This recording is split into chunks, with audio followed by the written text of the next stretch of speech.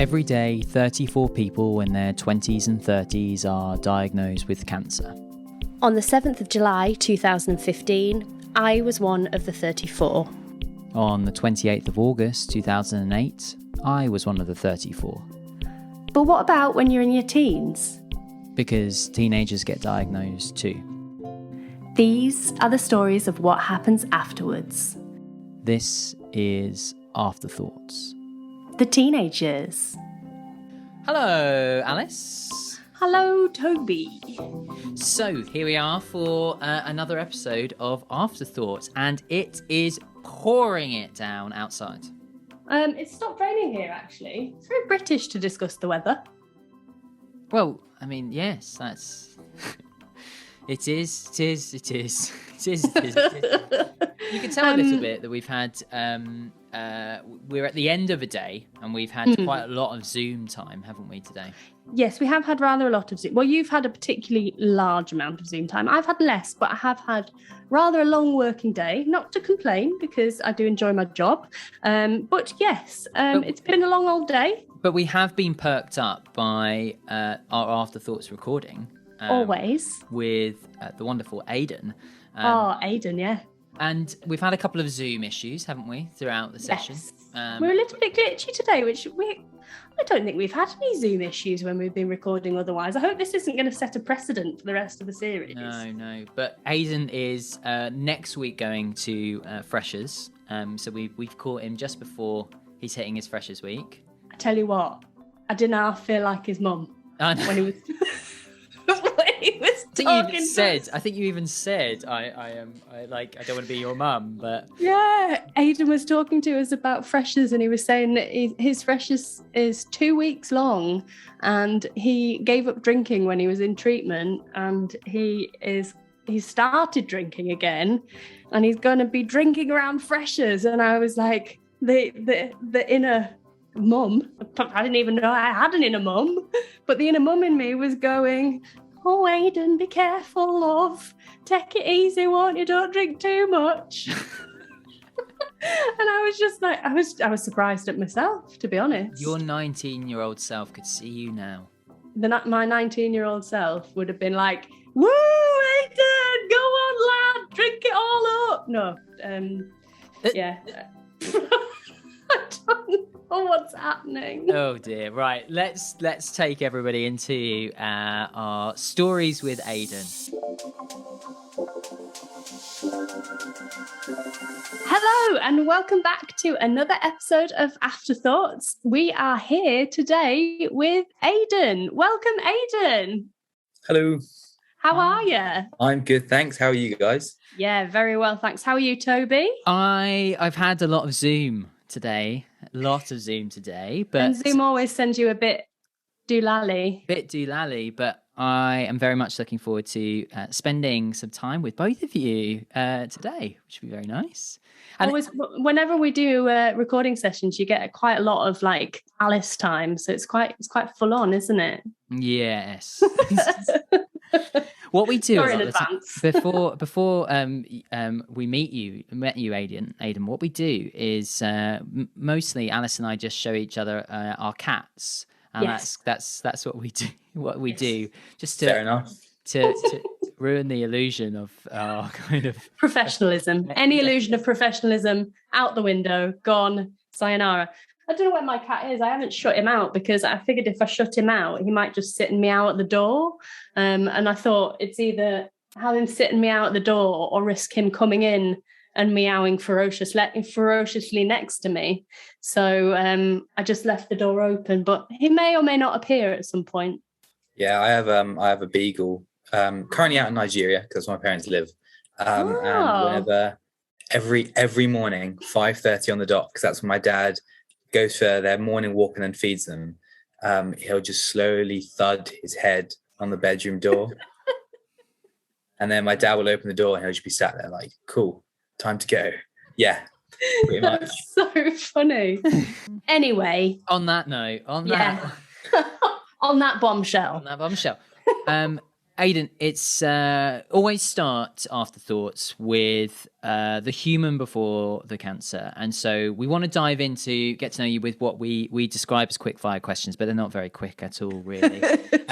But it's just a chance for us to dive into what you're bringing to us today. Oh, yeah. Yeah, go for it. Aiden, what are the pronouns that you use, please? He, him. Aiden, who do people say that you look like? Oh gosh, this enters the bounds of racial stereotypes. Basically any light-skinned brown actor. So Rami Malek. That one I get a lot, even though I look nothing like him. I don't know the YouTuber Ray William Johnson. Don't know him. No, That was it's my age, maybe. Yeah. Him sometimes. Yeah, basically just any light-skinned brown actor. They're like, you look like him. And I'm like, no, I don't. Interesting. Okay, would you rather live by the sea or by the mountains? By the mountains, but there has to be a lake or river nearby. Nice stipulation. I like that. Good one. Would you rather time travel forwards or backwards? Forwards, because I wouldn't want any risk of the grandfather paradox. Tell me more. So the grandfather paradox is the idea that if you went back in time and killed your own grandfather, in theory, you would then, assuming there's only one timeline and there's no creating new timelines and whatnot, then you would never exist. Therefore, you would never exist to build the time machine and go back and kill your own grandfather. And therefore, your grandfather would never have died. And so... I respect you a lot for noting that. Okay, favourite part of a roast dinner? What meat are we talking? Well, it's your choice. It's your choice. So I actually have a rank of meats for roast. It goes roast lamb, then roast pork, then roast chicken, and I've never had a good roast beef. So roast beef's the bottom. So it's always the meat, is it? That's your favourite part of meat's roasting. always the favourite. Lamb, because I love lamb fat. But then pork, that crackling is just... Oh, yeah. Great. Who is your celebrity fascination, not crush? Important to specify, not crush. Fascination? Yeah, so just someone you find really, captivating or interesting or just, fascinating, generally.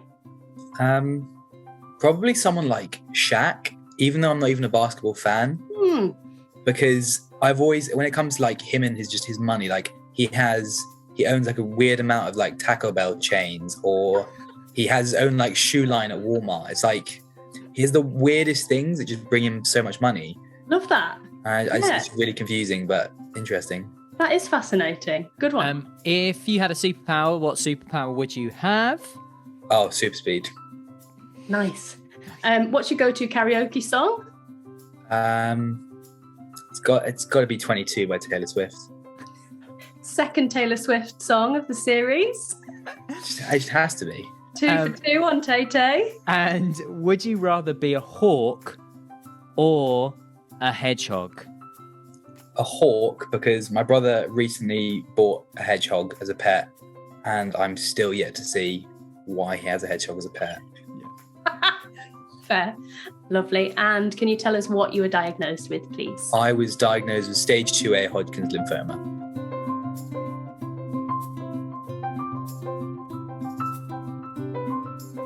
So first up on Afterthoughts, we are diving into Beyond the Diagnosis. We always put this story in first because it's so often that we have to retell our diagnosis story, but there are so many stories that follow. So it's over to you, Aiden, for your Beyond the Diagnosis.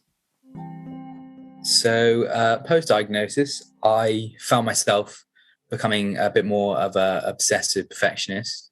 I think to sum it up, it's probably just a day at work in the pub.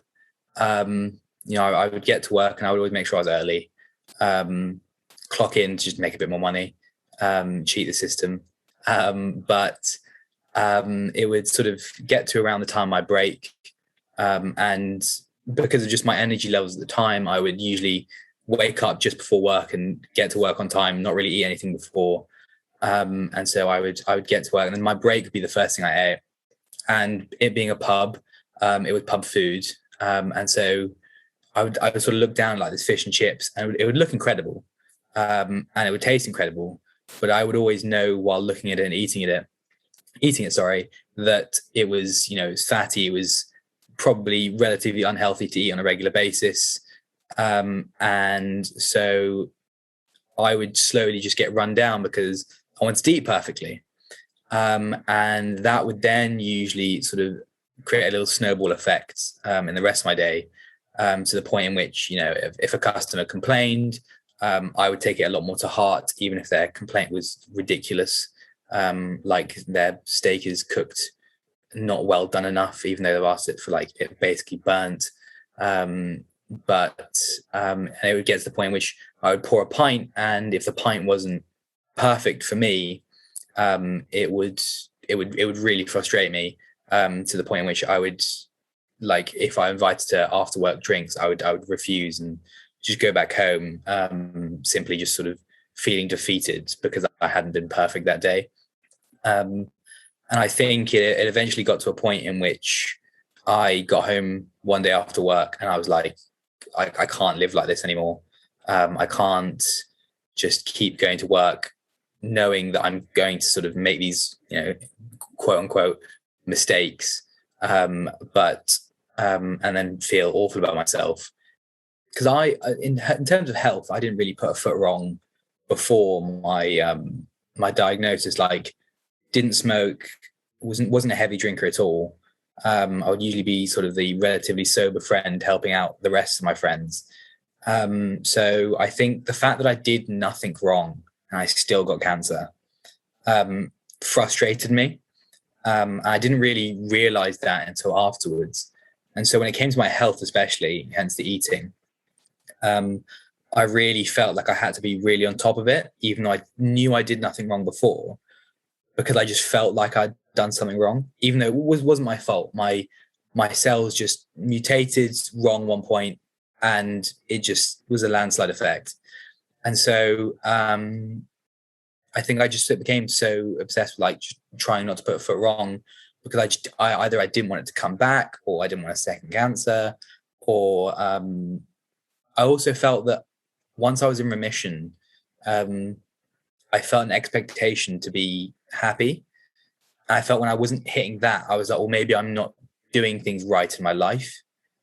And that just added more fuel to the fire. So eventually I just got home and Googled mental health services under the NHS, and then self-referred myself and started off some CBT, and slowly basically just worked on that obsessive perfectionism.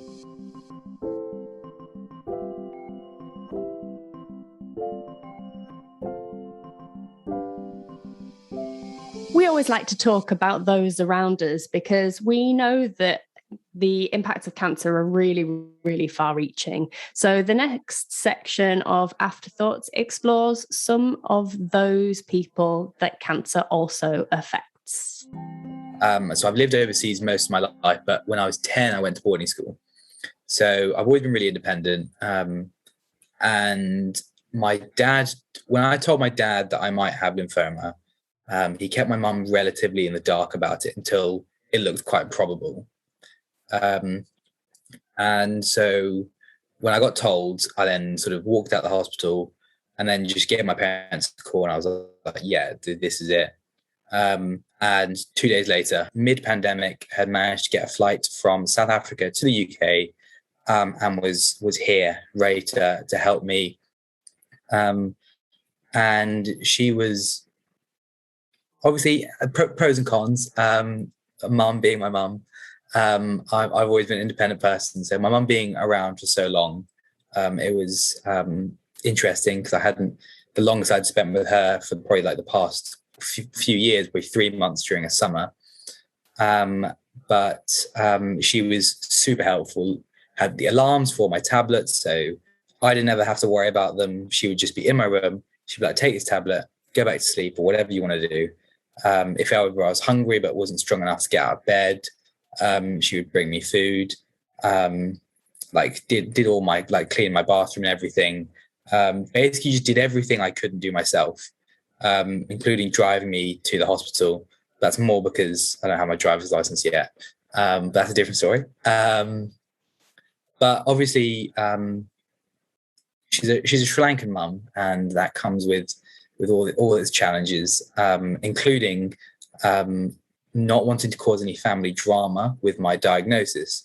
So for her, she sort of didn't let me tell my cousins immediately, because one of my aunts had was dealing with cervical cancer at the time, or ovarian cancer, one of the two.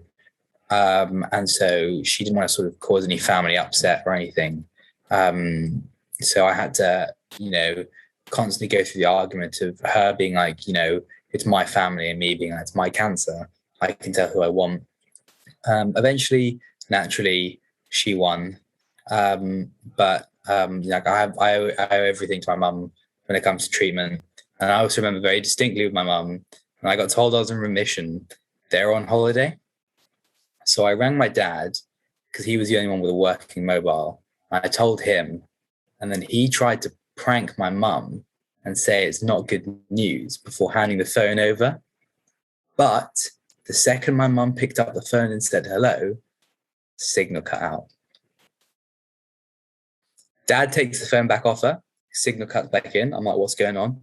He hands the phone back up to my mum, signal cuts out again.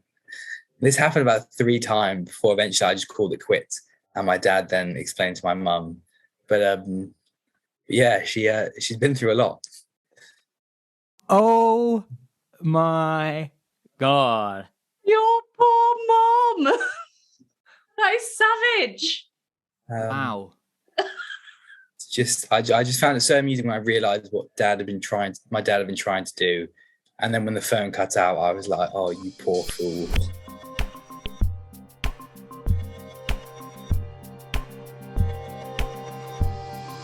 The next section of Afterthoughts is around invisible impacts. Aiden, we're going to dive straight in. Have you got a story for us around the invisible impacts?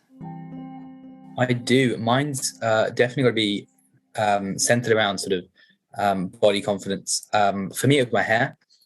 So sort of pre-diagnosis and everything, my hair was definitely the thing I was most proud about. I had the softest hair, I had loads of it. And I always used to claim that I could rock almost any hairstyle. And I still stick to that. So when I got diagnosed, one of the big things was, obviously, could cancer kill you? Yes, but that was more like, wow, I'm going to lose my hair. And that was the thing that bothered me the most. And as a guy, I don't think it's something that's spoken about enough. I remember my consultant asking me if I wanted to, sort of dismissing the idea that I would want a wig.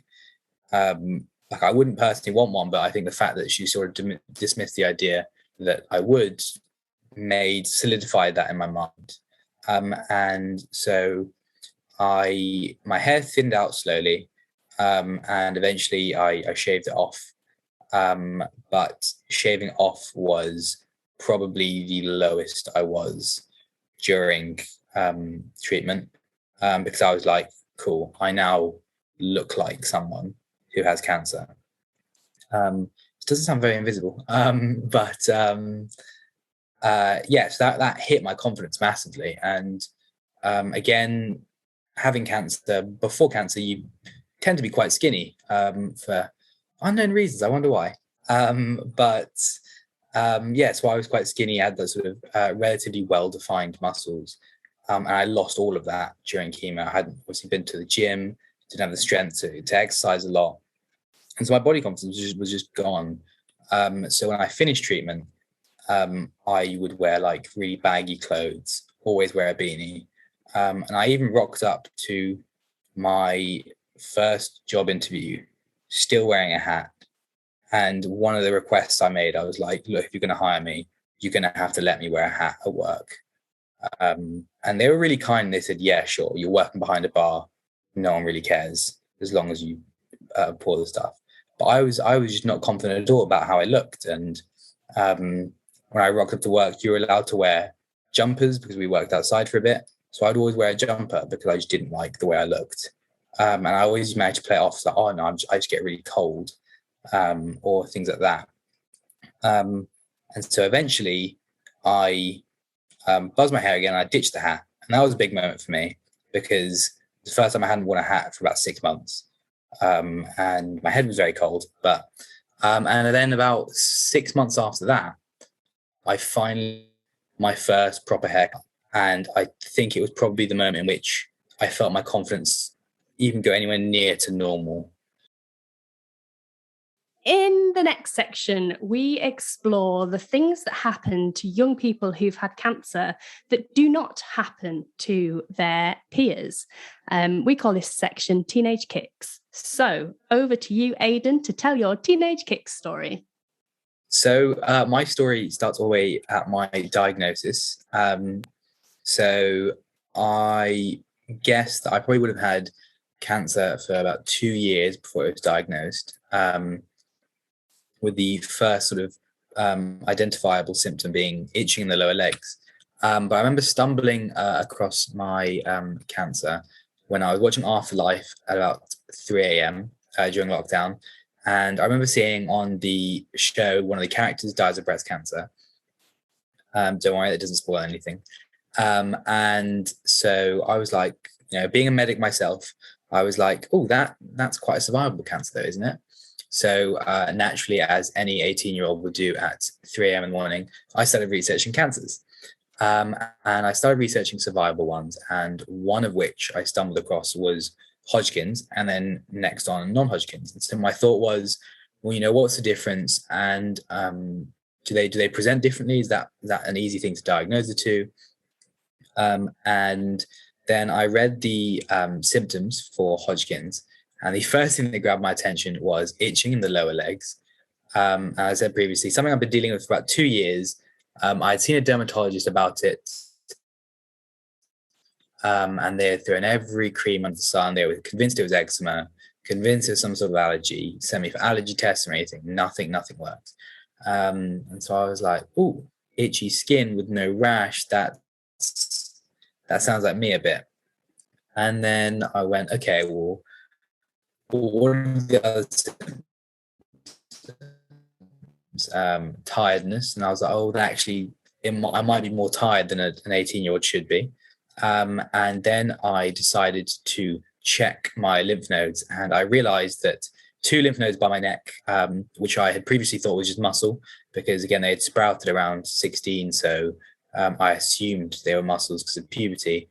All of a sudden I realized, that's not a muscle. That's actually just cancer. And so I then sent a message to my GP. GP prodded it and was like, well, I think that's just muscle or fat, but you know what, just to be safe and sorry, I'll send you for an ultrasound. And then ultrasound realized that the lymph node was swollen. A biopsy confirmed that it was indeed cancer. And so I am probably one of the few teenagers that can say they successfully diagnosed their own cancer. Unfortunately, one of the slight downsides of that is that I'm also now very, very aware of what my symptoms were. So post-treatment, I would say, get a mosquito bite on my foot and it would be itchy. And I just, first thought is, oh my God, I've got cancer again.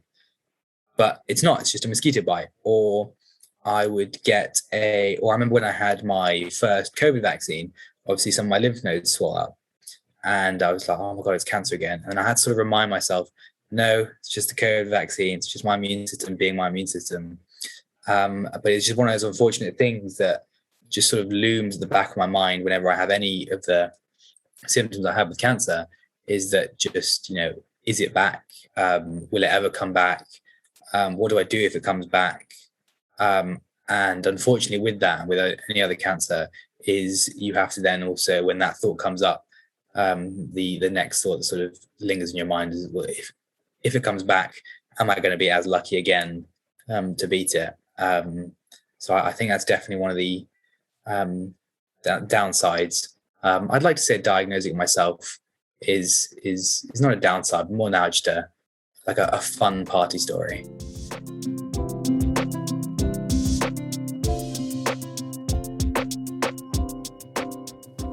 So next up on Afterthoughts, we're diving into loss conversations. We know that there are discussions having around lots of different topics in the cancer community, but there are lots of things we're not talking about enough. And so we always ask our storytellers for a story that sums up a loss conversation. Over to you, Aiden. So my loss conversations are based on sort of sexual health and mainly focused on sperm banking during just before my treatment. I didn't know it was something I had to do until I was just doing some work for my cousin. I received a call, and it's the consultant, and just sort of casually towards the end, she was like, "Oh, by the way, should I book you in for tomorrow to come in to get the blood test done for your sperm banking?" And I was just sort of there, an 18-year-old guy who was still in shock for the fact that I had cancer. Definitely shock I'd never actually ended up processing, but and just going, what? Like I have to do sperm banking, I have to do blood tests for it. Like what is going on? And so she was sort of like, yeah, one of the side effects of chemo is really unlikely, but you could become infertile, and so obviously better safe than sorry that you have some sperm frozen. And I was like, okay, I guess so. I do all the blood tests and everything, and then I'm waiting for an appointment at Hammersmith Hospital, which is where I did my sperm banking. And I remember when I first got the phone call from them, they said, "We can book you in for 2 weeks," to which my reply was, "My first chemo is in 2 days." So they went, "Okay, well, we can just probably fit you in first thing tomorrow morning." And I was like, perfect. Again, as an 18-year-old guy, knowing exactly what I was about to go do, I didn't want my mom coming with me. So I took the train up at like 7 a.m. all the way up to Hammersmith. Nearly walked into the prison by accident rather than the hospital. I'd never been there before. I go inside. I had to find the andrology department. I arrive, the doors aren't open. I know I'm the first patient there for the day, so I knock on the door and no one's there. I'm obviously super nervous, still don't really know 100% what's going on. They open the door, and first thing they do is just hand me a load of forms. I'm there signing forms, ticking boxes. Half of them like, "Why are you asking me this? Like, am I signing away my soul? Have I just sold like myself to research by accident or something?" And then you basically trade in these forms, and they just give you a cup, and they just sort of like you know what you have to do. And again, as an 18-year-old, I've never been this nervous for just to masturbate. And you go in, and the seats aren't even like made well for the experience. And it's just the most bizarre experience ever.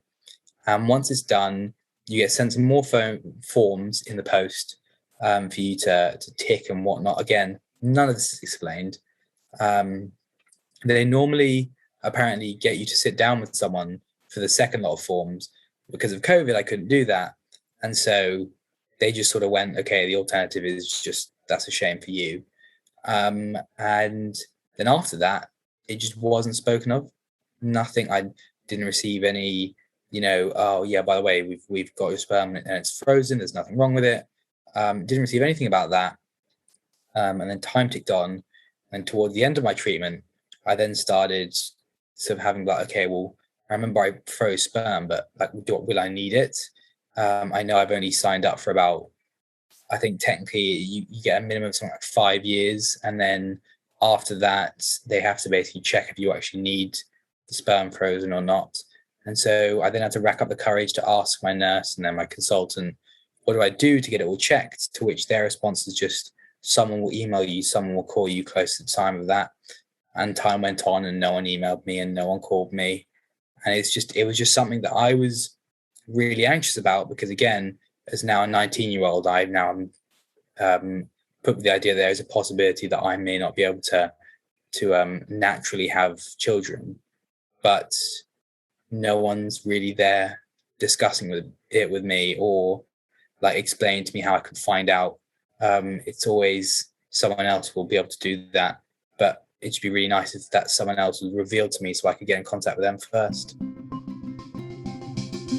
And as always, we finish Afterthoughts with Don't Laugh. And this is a section where we get to explore the lighter side of cancer, because believe it or not, there is often a funny side to cancer. So Aiden, please try and make us laugh with Don't Laugh. So for me, one of the funnier things was how casual I was with having cancer, to the point in which, for example, I set up a Tinder profile just to keep myself busy, and speak to new people and things like that, keep my social skills as good as they could be. And so I decided to just toy around with my bio. One of them was did chemo, so I can handle toxic. One of them, which I was told that it was a little bit too far, was I have cancer, so I'm here for a good time, not a long time. Oh. One of my favorite pickup lines I used was I didn't realize Make-A-Wish could actually get a hold of you. Whoa, that's quite good. Or things like really cheesy ones. If they're probably into cheesy ones, being like, "Do you want to make Fault in Our Stars a reality?" Things like that. You had to get creative with it. But sometimes they reacted well to it. Sometimes you just all of a sudden a pity party, and you just sort of like, I can't bother with this. So it has its ups and its downs. But I remember one distinct moment where I definitely was far too casual with my diagnosis. Was my main form of socializing during treatment, because of the pandemic, was probably gaming with my friends at night. And I remember this one new guy joined us, and it was a night where I just had a chemo infusion. So I was just chilling, playing. I wasn't playing obviously the best I could because I just had chemo. So I said to him, I was like, sorry, I'm not going to be on top of my game because I'm feeling quite ill. And he goes, I'm also really ill. My friends obviously realized what's about to go down. He then goes, yeah, I've got glandular fever. Beat that. You hear some chuckles from my friends, to which I just turn around and go, yeah, well, I've got cancer. He proceeds to be on mute for a couple of minutes as he's texting one of my other friends, the mutual friend, frantically being like, oh my God, what have I done? What have I done? But luckily, I didn't care. And we're now quite good friends. Yes. That's fantastic. Beat that. I can. I need to know, Aiden. I need to know. Did the lines work? Did you lines? They started conversation. They got replies. Right. But unfortunately, nothing ever led anywhere. Okay. All right. Oh. What? Wow. What? Like. I love that. Yes, I can. Yes, I can beat glandular fever. Actually, as it goes, yes, I can. It's interesting, isn't it? It's the cancer card. There is the cancer card, right? And I just think what a way to play it on Tinder. I think there's style it out. Do you still ever bring out some of those lines? Is there a line? I deleted Tinder right, because after a while you basically reach a point in which you realize it's an awful app. And then once you've reached that realization, it's very hard to ever go back. Yeah. Well, there you are. Aiden, thank you so much for bringing us these stories today. It's been great to have you on the podcast. It's been fantastic. Yeah, thank you so much, Aiden, for your warmth and your wisdom, and for sharing so generously with us this evening. Yes. It's been great to have you. Thank you so much, Aiden. I can't wait to see you being a medic soon, and I really hope Freshers goes well and you don't fall off any boats. Thank you very much. Thank you very much for inviting me and for being such great hosts. Thank you. Thank you, Aiden.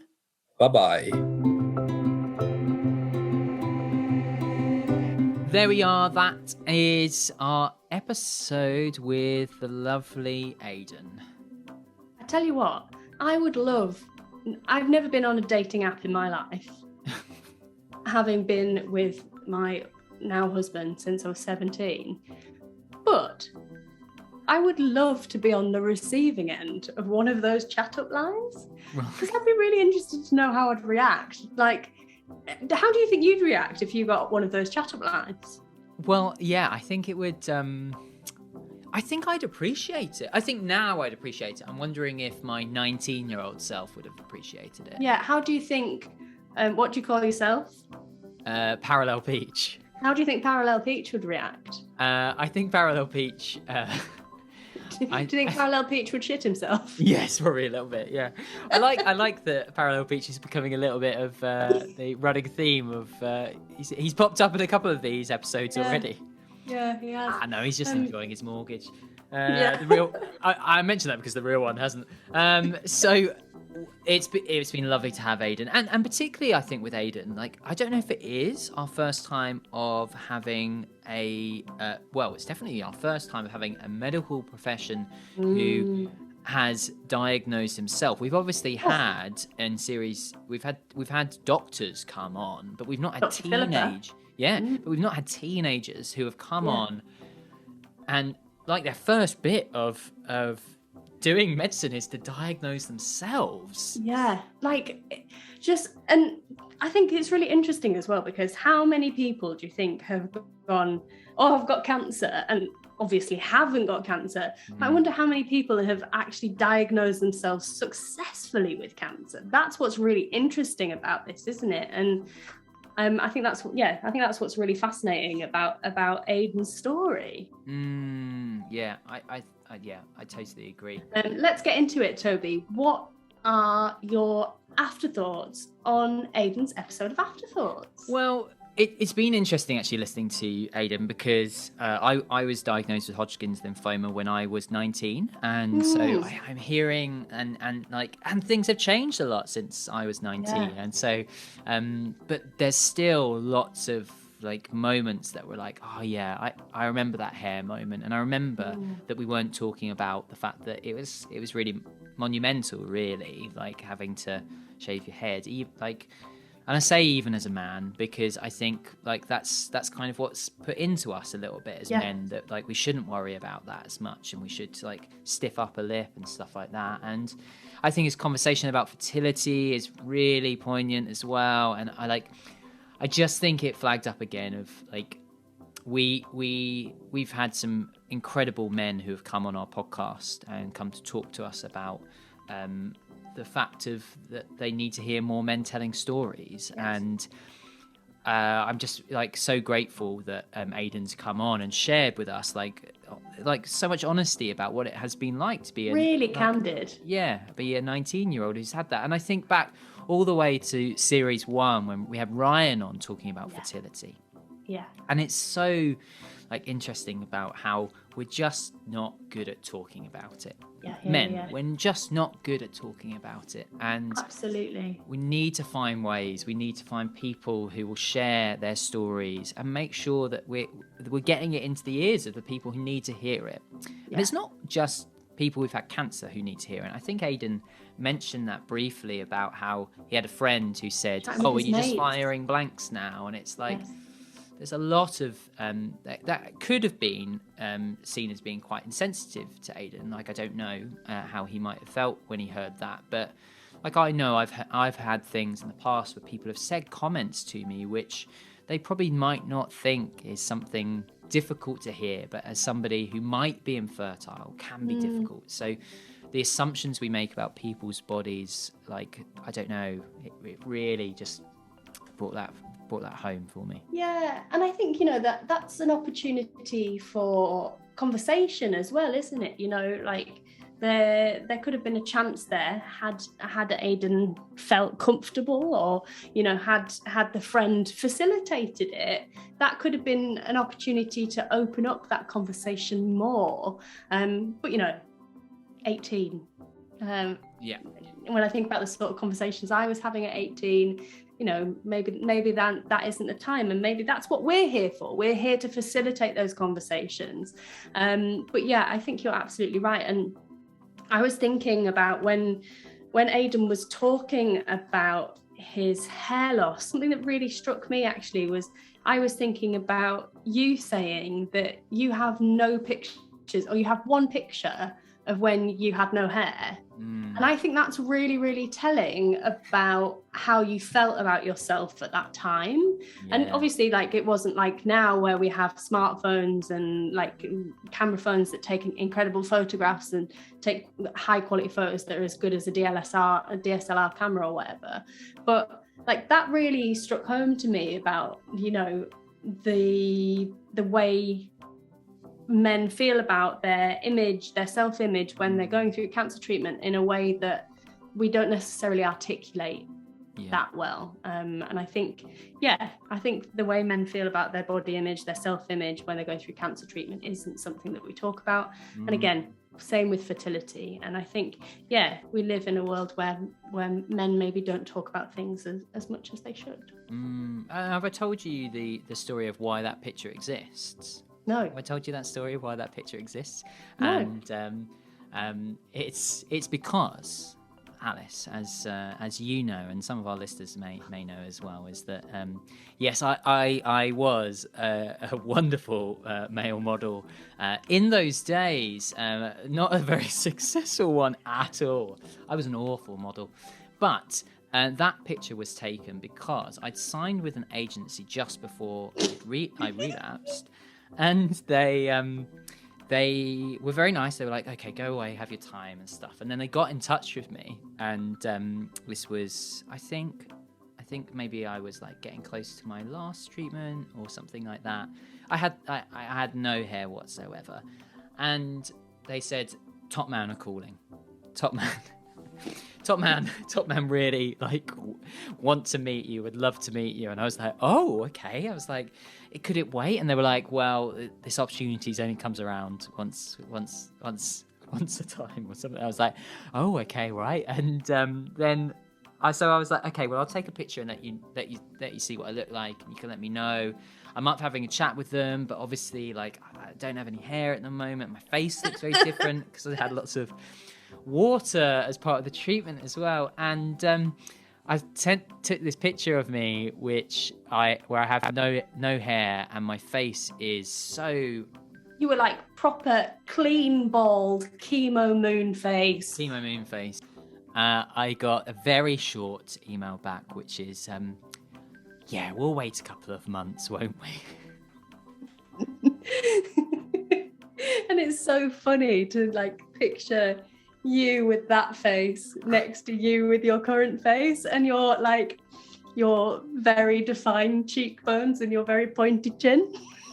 But I don't know why Top Man didn't want it. Top Man, if you're out there, I think that there are it's such an opportunity there you've lost. You could have really shown the truth, because now you're too old. Yeah, thanks for that. Yeah, and I've lost a lot of my my way, I hope you're recording, because I just realised my recording's paused.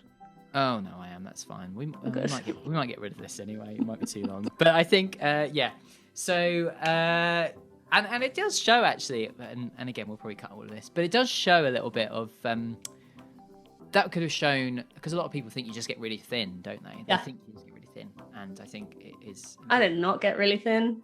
Yeah, nor did I. No. Right. So Alice, okay, over to you. What's your afterthoughts on today's episode? My afterthoughts on today's episode of Afterthoughts.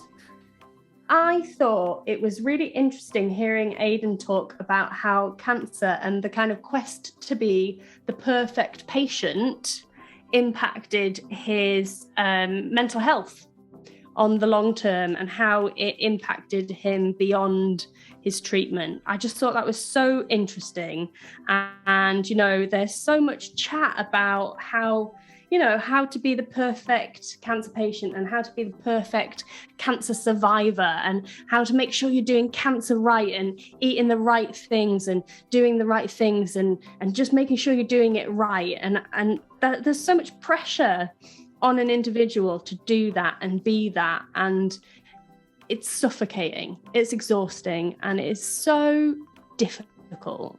And yeah, I just think that story really highlighted how damaging that can be, and what an impact that can have on young people, but on anyone who's going through cancer treatment. And I think it just shows us how smart we need to be about the way we talk to people who are going through cancer treatment, but any kind of trauma, really, right? We just need to be much more considerate of the way we talk to people and deal with people. And I thought that story really highlighted that. And I think I saw something on social media recently, and about Hang on, I'm sorry, you saw something on social media? And do you know, even further into that is that I think I saw on Instagram which just says something, because but about that factor of going, like, the fact that there are lots of cancer advocates and there are lots of people who are like doing incredible work in the cancer community and things, but it is like it is a case of going,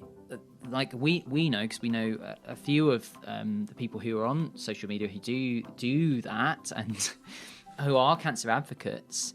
But we also, like, we know, like, the effort that goes into it, and also the other side of it. And I think the ones that we like I think about the ones who are really great at being honest about that, like Lauren, like Brad, like, I just think that, like, you, like, the fact that it is a case of going, it's not all like bells and whistles. It's not all like, there's lots of different sides to it, and I think it's just really important to note that if you're a young person and you're seeing all these incredible people who are being the best cancer survivor and things like that, and trying to live up to that alongside life, it's just not real life, is it? It's not real life. And look for those cancer advocates who are telling, like, real stories. I'm not saying, like, and I would definitely say don't.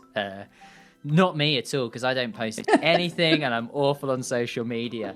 But there are some incredible people out there, and I think look for the places where you can see those conversations happening. 100%. I totally agree. And, like, what a perfect note to finish on. I think that remembering that, you know, life is peaks and troughs and light and dark, and social media isn't a representation of that. It's not a real representation of that, and we can't be positive all the time. And if we put pressure on ourselves to do that, we will explode. We will explode, and we will explode if we spend any more time on Zoom with each other today. So dude, my eyeballs feel like they're going to fall out. So let's end it there, shall we? Let's say toodles. Should we say toodles, or should we not say toodles? We'll say toodles. Why not? Let's say toodles. Right, goodbye, toodles.